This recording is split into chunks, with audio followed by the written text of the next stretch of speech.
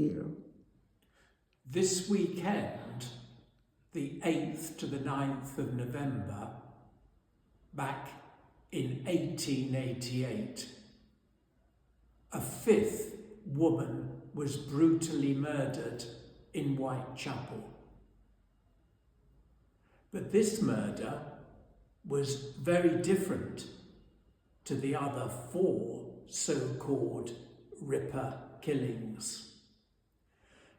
Mary Jane Kelly from Ireland was not murdered in the street or in a yard. She was murdered in her own home. Scenes of my childhood arise before my gaze. Recollections of bygone happy days.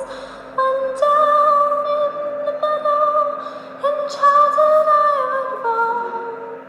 No one's left to cheer me now within that good old home. That was the song which Mary Jane was heard singing on the morning of the 9th of November in her home at 13 Miller's Court, which was accessed through this murky, narrow archway off Dorset Street. About 5 minutes away from Mitre Square lay Miller's Court. This is Parliament Court today. It gives perhaps an idea of what it might have been like.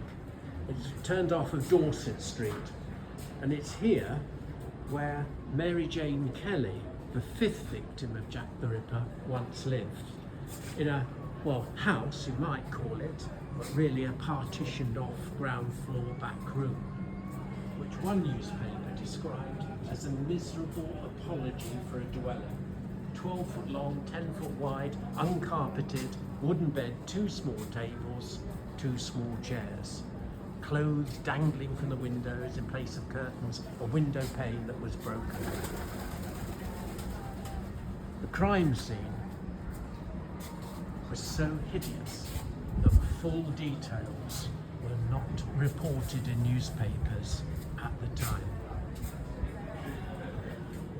But how did this young woman, she was 25 years old, come to be living in this den of crime where even policemen walked in twos? Once, she was prosperous. She lived in splendour. She owned her own carriage, which she went round Hyde Park in.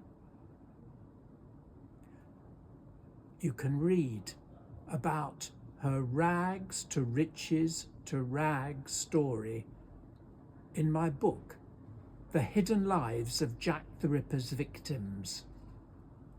It's been reissued in paperback.